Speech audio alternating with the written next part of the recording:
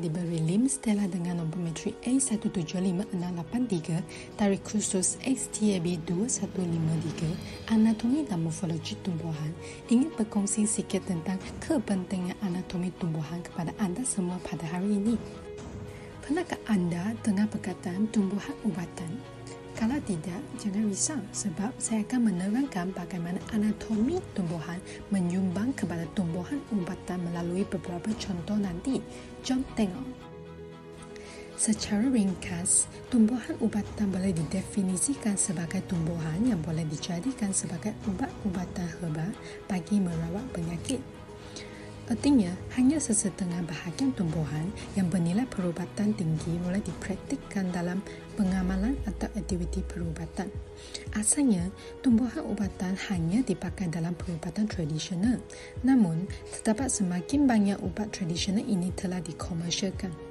Selain itu, terdapat juga bahagian tumbuhan yang telah diaplikasikan dalam perubatan moden sekarang. Apa itu mereka?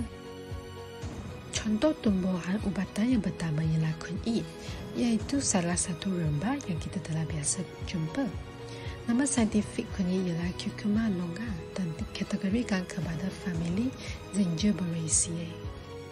Terdapat satu kompaun bioaktif dalam bahagian rhizom kunyit yang dikenali sebagai curcuminoids didapati boleh dijadikan sebagai curcumin, iaitu satu ubat yang bersifat koloretik. Artinya, curcumin dapat meningkatkan rembesan empedu dari hati. Disebabkan oleh sifat ini, curcumin amat sesuai untuk dijadikan penawar untuk mengurangkan peradangan atau inflamasi sendi serta meminimumkan tahap kolesterol dan juga gula darah. Di samping itu, petik yang kita sentiasa makan juga boleh dijadikan sebagai ubatan. Seperti yang kita tahu, petik juga dikenali sebagai Carica papaya secara saintifik dan umumnya diklasifikasikan kepada famili Caricaceae. Papain yang terkandung dalam petik boleh ditransformasikan kepada cyanoppapain yang bersifat proteolytik dan mucolytik. Dalam erti kata yang lain, cyanoppapain dapat mengurangkan protein kepada polipeptida atau asid amino yang lebih kecil dan juga menjadikan lentik kurang lekat supaya dibuang dengan senang. Oleh hal yang demikian, cyanoppapain dalam bentuk suntikan sesuai digunakan untuk merawat penyakit yang dikenali sebagai lambat intervertebral disc dengan mengurangkan kesakitan yang ditimbul. Seterusnya, berangan kuda ada lebih banyak dikenali sebagai horse chestnut juga merupakan salah satu tumbuhan ubatan. Nama saintifiknya ialah Aesculus hippocastanum dan familinya pula ialah Sapindaceae. Berangan kuda biasanya diproseskan untuk menghasilkan aescin, iaitu suatu ubat yang bersifat anti-inflamasi. Maksudnya, ubat aescin ini dapat mengurangkan peradangan dalam badan kita. Oleh itu, sifat anti-inflamasi aescin dapat menambahbaikan pengaliran darah pada kaki dan juga untuk mengelakkan kebengkakan. Contoh tumbuhan ubatan yang seterusnya ialah thyme, iaitu salah satu rempah yang biasa digunakan dalam makanan barat. Thyme dikenali sebagai Thymus vulgaris secara saintifik dan thyme merupakan ahli dari famili Lamiaceae. Berdasarkan penyelidikan, thyme boleh dihasilkan daripada thyme. Terdapat beberapa sifat khas dalam thyme iaitu antikulat, antioksidan dan juga antiinflamasi. Dengan ini, thyme sering digunakan dalam pembasuh mulut yang kita biasa jumpa.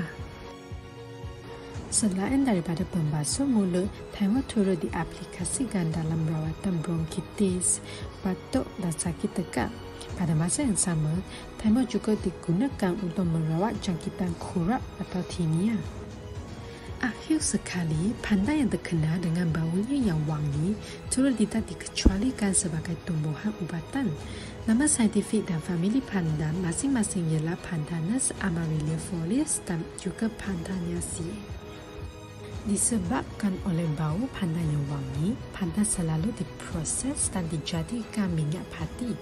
Minyak padi ini pula didapati kaya dengan fotokimia yang dikenali berfungsi untuk melegakan simptom artritis. Dengan adanya fotokimia ini, minyak padi dapat merawat artritis dan sakit sendi. Tambahan pula, minyak ini juga membantu meringankan sakit kepala dan telinga. Tada, itulah 5 contoh tumbuhan ubatan di sekeliling kita yang ingin saya kongsikan. Konklusinya, tumbuhan ubatan telah ditemui dan digunakan dalam pengamalan ubatan tradisional sejak zaman prasejarah. Tumbuhan sebegini akan menghasilkan beratus-ratus kompaun kimia bagi fungsi pertahanan. Bagaimana dengan tumbuhan lain? Sejauh mana saya tahu, banyak fitokimia dengan potensi dan aktiviti biologi telah dikenal pasti. Namun begitu, kesan penggunaan keseluruhan tumbuhan sebagai ubat tidak dapat dipastikan kerana satu tumbuhan boleh mengkandungi fitokimia yang berbagai-bagai. Jadi, sekarang adakah anda mula menemui tumbuhan ubatan di sekeliling anda?